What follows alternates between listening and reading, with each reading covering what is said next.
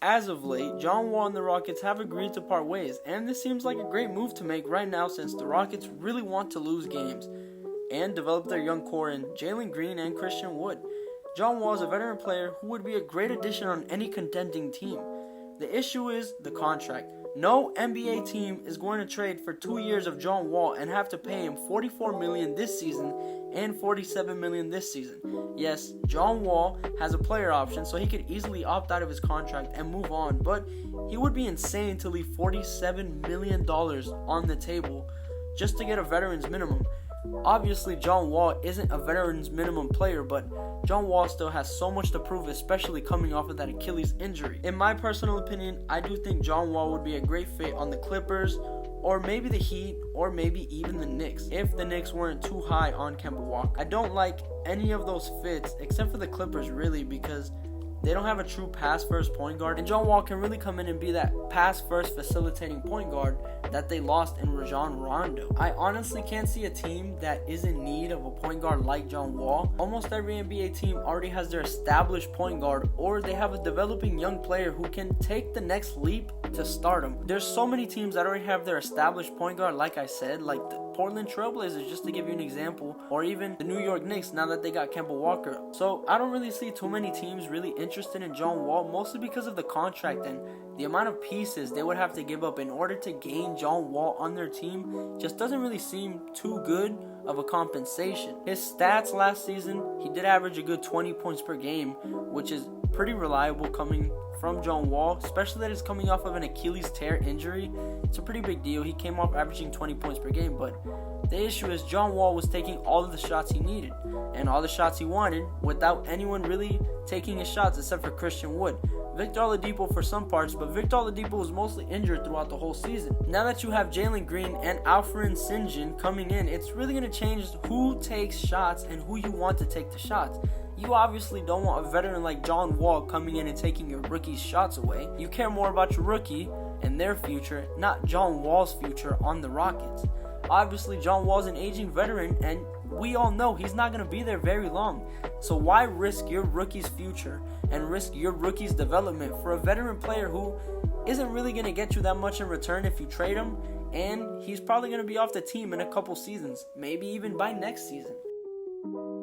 And yes, like I said, his stats weren't too bad last season, but I really can't see any NBA team really dying to have John Wall on their team. Maybe the Rockets buy him out and let him become a free agent, but doing that, you give too much money for next season, and in the NBA, you never know what's going to happen next, and you never want to commit too much money before your next season even happens. Jalen Green comes in and changes the franchise around, and now you can add pieces around him. You can never be too sure. I mean, it's not too much of a reach because this happened with Donovan Mitchell in Utah. He came in and he changed the way that the team was playing and improved the team. So rookies have proven that they can come into a franchise and change how that franchise is doing.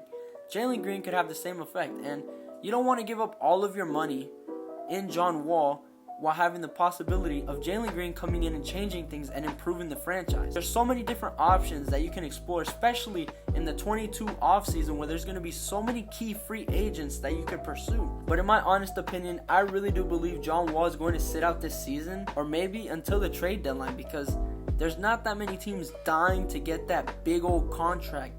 Now, maybe John Wall could have a rebirth like Chris Paul did with the Suns, but it's so unlikely that something like that can happen. While yes, John Wall is so much younger than Chris Paul is, it's just so difficult for a player to come off of an injury and be able to produce at a high level for a winning franchise. In all honesty, like I said, I don't see a team taking John Wall because you're going to give up way too much money to acquire him, and you're likely going to have to take back an even bigger contract in order to even move John Wall off your book. So, like I said, I really can't see a team trading for him, considering the contract and the assets you have to give up. And I can't see a world where the Rockets buy him out without any game, because they'd be giving up so much money, almost $80 million, just to get nothing in return.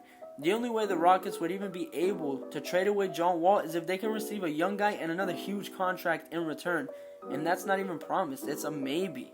Depends on how the other team feels and how high they are on John Wall. The Rockets, in my opinion, would honestly be better just waiting it out and letting John Wall sit for the season. I don't like the idea, but it's likely how it will go.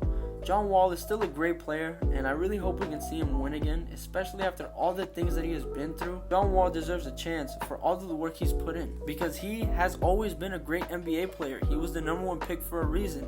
He's had a couple setbacks with his injuries, but we've seen John Wall in the playoffs, and we've seen how he can take over games. John Wall has so much more to prove, especially now that he's back. That is all I have on those John Wall rumors and how I feel and what I think about them. I hope John Wall can figure this out, and I really hope we can see him winning on a decent team next season, or even this season coming up. I'm very excited to see what happens with his future, but like I said, I don't see him moving teams pretty soon. It'll be a pretty hard, rough process to get through. Those are my thoughts and opinions, guys. Thank you so much for watching. I really appreciate all the love and support you guys give me. Thank you so much for watching. I am out of here. Peace out.